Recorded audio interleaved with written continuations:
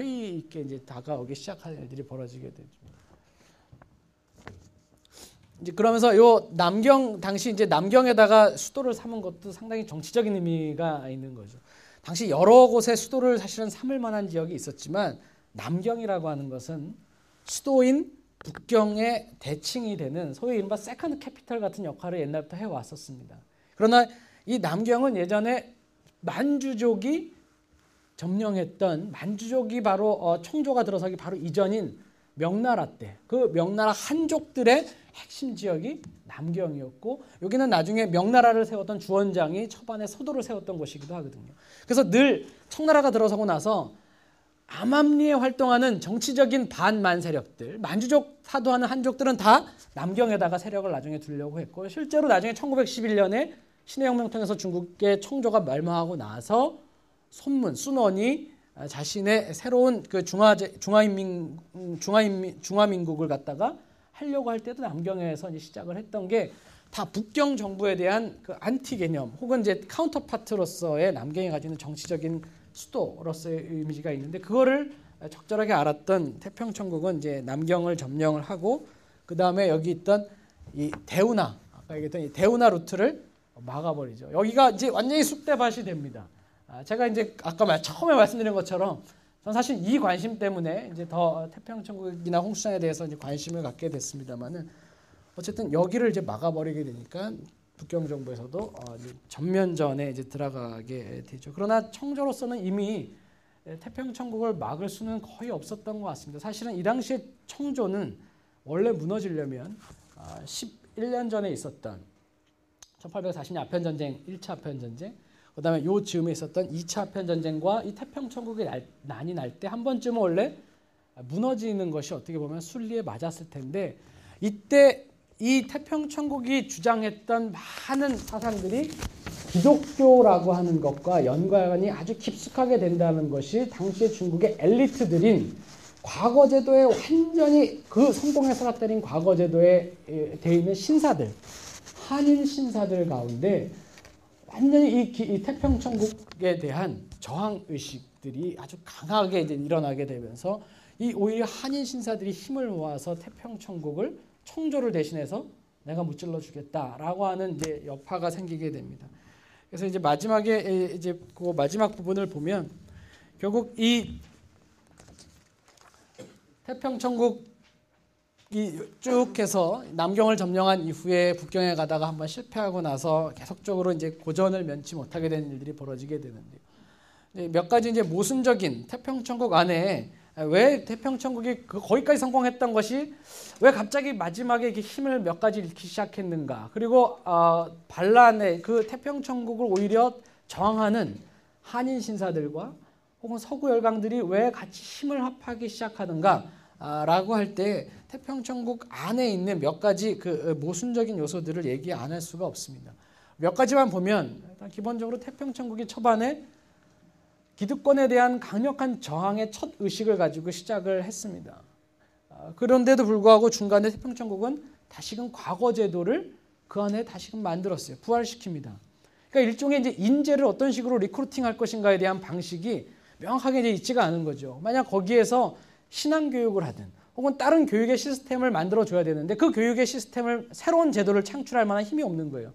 그러니까 결국은 기존에 있는 과거 제도라고 하는 틀을 가지고 오죠. 그러고 나서 만든 게 여기 나온 것처럼 유학시라고 해서 여기 뭐 어린아이들을 키우는 말이다라고 하는 애들용 이제 그 가르치는 이제 공부서죠. 거기에 보면은 아이들에게 어떤 식으로 가르쳐야 되는가라고 하는 내용들이 쫙 나와 있는데 그 내용을 면밀히 보면 그때부터는 완전히 유교적인 정말 말 그대로 대단히 유교적이고 한 것으로 확 전이가 됩니다. 원래 예전의 상태로 갑자기 돌아갑니다. 아주 보수적인 단체로 그 안이 이제 변하게 되는데요. 거기서 이제 다시 나오는 게 태평예제라고 해서 태평천국군이 만들어낸 예제입니다. 이 예제 이 단계가 되면 말 그대로 이 예제를 하면 당시 지식인들은 주례라고 하는 주나라 때부터 내려오는 유가적인 그 예에 대한 리추얼이 이제 떠오르게 되는데 여기 안에 있는 내용들은 대단히 다시 전통적인 보수적인 체제로 다시 회귀하게 됩니다. 그다음에 어제 천자조라고 해서 황제가 이 당시에 홍수전이 중심으로 해서 만들어 놓은 천자문 같은 걸로 해서 가르치는 그 글입니다. 근데 그 글을 한문을 가르치게 하면서 기독교 사상과 유학을 갖다가 막 짬뽕을 시켜 놓습니다. 당시 남녀를 갖다가 평등한다고 얘기를 해놓고서는 거기 안에 보면 삼종시도에 대한 얘기가 다시 동일하게 나오기 시작하고 있고요. 그 다음에 여기 보면 흠정사계조례라고 해서 아까 했던 산업공상이라고 하는 신분질서의 그 사칙이죠. 최고에 있었던 그 사층에 있는 사람들이 어떤 식으로 이제 교육을 받고 또 성장해야 되는가에 대한 이야기를 해놓고 있습니다. 그럼 이제 이러한 것들이 일단 하나가 있고요. 그 다음에 아까 얘기했던 그 천조전무제도라고 하는 것, 균전제도라고는 얘기하지만 이상일 뿐이고 실질적으로는 그 안에 토지를 다시금 재분배한다라고 하는 정기적인 토지 재분배에 대한 조항이 결여되어 있고, 사치하지 말라, 여성과 남녀 합방하지 말라, 분리해라라고 하면서 실제로 그 왕들 사이에는 생일 때마다 첩을 몇 명을 나누어 주고 이렇게 하는 일들이 내부적으로는 많이 발생하고, 이제 이 문서가 또 하나 이제 서양 사람들에 대한 혹은 서구의 기독교에 대해서 어떻게 실제로 생각하고 있었는가를 보여주는 한 부분인데, 이제 당신들은 만리의 길을 불문하고 이곳에 와서 우리 조정에 귀순하였다. 우리 천조의 장병이 환호하며 환영할 뿐 아니라 하늘에 계신 우리 천부 천영도 또한 당신들의 충성과 신의를 가상하게 여기실 것이다. 이 때문에 우리는 이 특별한 논지를 바라여 영국인의 수령인 당신의 형제들인 영국인을 이끌고 자유롭게 출입하는 것과 마음대로 드나드는 것을 허가한다. 물론 이제 이 부분들, 마음대로 출입하는 것을 허가한다라고 하는, 이 태평천국 안에 들어왔다 하는 것을 허가한다는 부분은 상당히 개방적인 것 같습니다만은, 그다음에 요적, 이것은 이제 청조겠죠. 청조를 만주족을 경멸하기 위해 우리를 원조해도 좋고 평상시대로 상업을 영위해도 좋고 마음대로 행동하는 것을 허락한다라고 하는데, 요 말은 바로 50년 전, 60년 전에 18세기 하이칭 시대를 겪었던 권륭제가 그 당시에 찾아왔던 메카튼이라든가 유럽에 있는 사람들한테 했던 말 거의 뉘앙스가 아주 그대로 판박이를 한 겁니다. 어느새 그 태평천국이나 홍수전 그들 집단 안에 모여들었던 사람들 가운데 있는 일종의 그 민족주의 같은 혹은 중화 사상과 같은 것들이 여전히 물론 살아있는 거죠. 그게 한꺼번에 다 없어질 리가 있겠습니까만은 이제 그런 것들이 기본적으로 서구 열강에 대한, 서구에 대한 이 태도에 있어서도 굉장히 영향을 미치면서 이제 이런 것들이 서양에서, 유럽에서 이 태평천국과 함께 기대를 하고 있던 부분들이 일순간에 무너지는 하나의 계기를 마련하게 되었습니다. 이제 그러면서 아까 얘기했던 한인 신사들이 나타나서 태평천국을 진압하게 되는데, 이것은 그 대표적으로 당시에 뜨기 시작했던 증국본이고요. 이거는 이홍장이라고 하는 사람인데, 이제 이런 사람들이 증국본, 이홍장 한인입니다. 지방에서 컸던 신사층이에요. 이런 사람들이 청조에 아무 세력을 힘을 발휘하지 못하다가 태평천국이 청조를 완전히 무너뜨리려고 하는 흔드는 그 상황이 되니까 이런 사람들이 힘을 많이 갖게 돼 자위군대를 만들기 시작해서 이때 청조가 이런 증국본 이홍장에게 자체적으로 군대를 운영할 수 있는 재정권을 넘겨줍니다. 이제 이게 청조로서는 망하게 되는 하나의 이제 계기를 이제 마련을 하게 되는 건데요. 어쨌든 이렇게 되면서 중국은 지금 우리가 아는 것처럼 엄청난 지방 분권적인 특성으로 되면서 나눠지기 시작하고, 이들이 만들었던 군대, 그리고 특히 이 이홍장이 상해에 있으면서 서양의 무기를 사기도 하고 서양의 군대인 상순군과 연결이 돼서 태평천국에 진압을 합니다. 결국 이 진압이 성공적으로 이루어지고 태평천국 내에 분열이 생기게 되면서 천국은 바로 64년이 되면 무너지게 되죠. 네, 그래서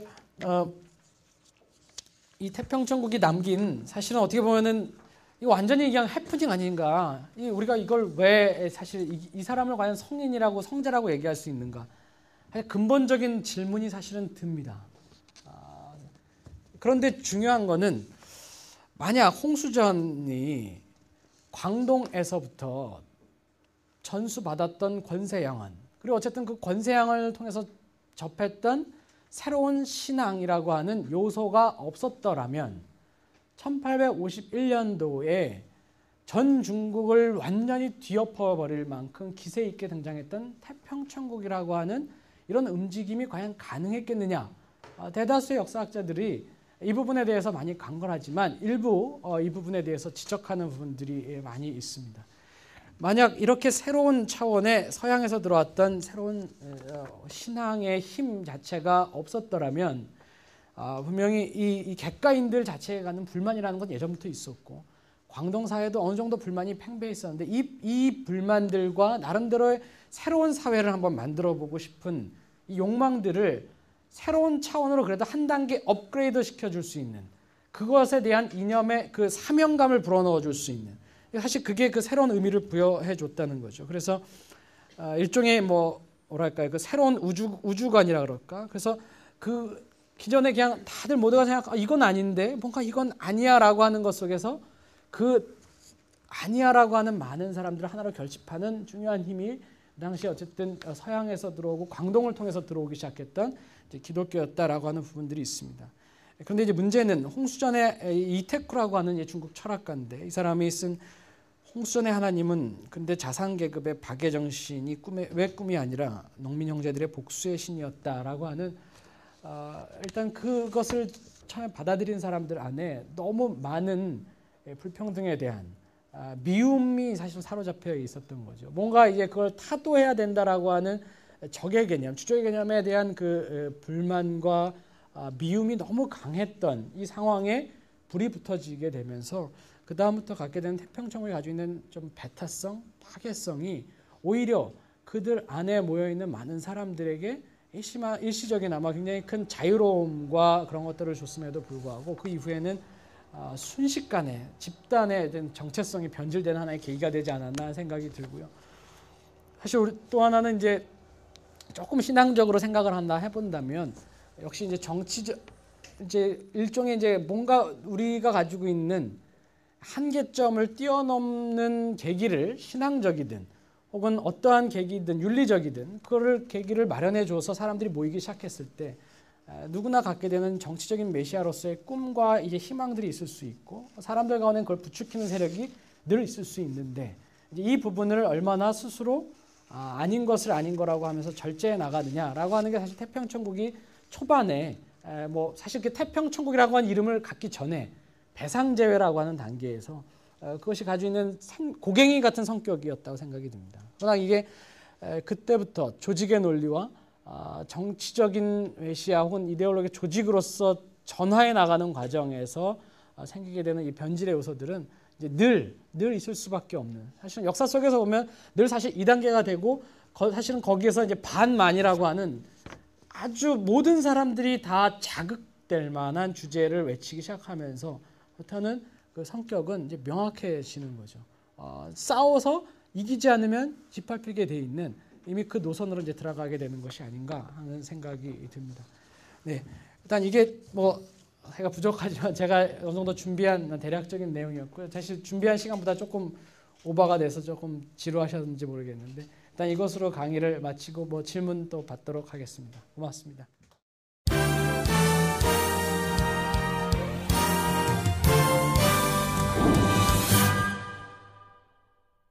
태평천국 운동은 이제 중국에서 일어나게 되고 그것들이 정말 큰 운동이 됐는데 그것들 어떻게 보면 좀 키워드가 그 반만이라는 민족주의와 평등 의식이라는 그 두 가지 키워드를 가지고 정말 많은 사람들의 관심들을 이끌어내고 많은 에너지들을 가지게 되었는데 좀 그런 것들이 저희 이제 현대 기독교에서 정말 저희 나라의 정서에 맞게 좀 저희가 그런 어떻게 보면 그 열정을 낼 수 있는 에너지를 낼 수 있는 키워드가 어떤 것들이 있는가 좀 교수님의 생각을 좀 듣고 싶습니다. 사실 저 질문은 뭐 제가 감당하고 제가 하는 범위를 훨씬 넘어서는 거라고 생각이 듭니다. 근데 저도 그런 생각이 듭니다. 일단은 누구든지 지금 있는 현상에 대해서 분명히 만족하고 있지 않는 게 분명할 것이고 특별히 우리가 살고 있는 체제나 국가나 혹은 사회적인 질서 혹은 지금의 기독교에조차도 100% 당연히 만족하고 있지 않고 뭔가 새로운 것을 꿈꾸고 이제 하는 부분들이 굉장히 의미는 있다고 생각이 듭니다. 그리고 지금 지적하신 대로 태평천국 운동을 일단은 조금 예를 들어서 조금 이야기를 시작을 해보면 역시 모든 운동성에는 소위 말해서 주적 개념과 같은 뭔가 대항해야 할 명확한 대상이 사실은 명확해지는 사실 이 부분들은 너무 중요한 부분이고 사실 이 부분들을 잃어버리고 적이 없어진 세상이 아닌가. 지금 말하자면 지금 뭔가 우리가 이렇게 힘을 내야 될 그런 대상이 없어진 게 아닌가라고 하는 건 분명히 아닌 것 같습니다. 다만 이제 그 부분들을 어디서 어떻게 찾아야 되는가라고 하는 부분들일 것 같은데요.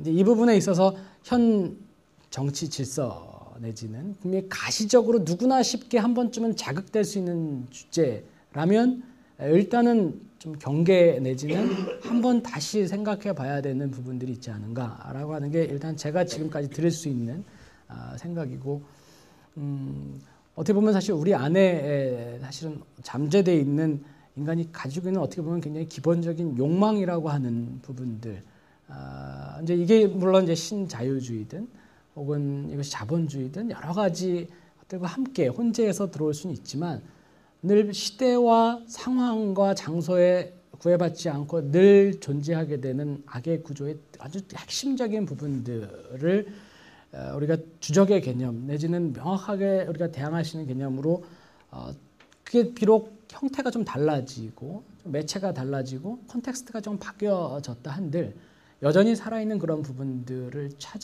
찾고 또 그걸 갖다가 명확하게 해내는 작업들은 저는 굉장히 필요하다고 생각을 개인적으로는 합니다. 그러고 나서 그 다음에 또 하나 얘기하셨던 부분들이 이제 평등이라고 하는 부분들인데요. 이제 사실 이 부분도 그게 이제 어디 우리가 사실은 주 앞에 평등이라고 하는 형제 자매에 대한 그 형제 자매. 근데 이제 이것이 경제적인 개념과 맞불려져 있을 때 혹은 사회제도와 연관이 되어 있을 때 생겨날 수 있는 이제 급진성들은 이제 늘 항상 긴장 관계로 있기 마련인 것 같습니다.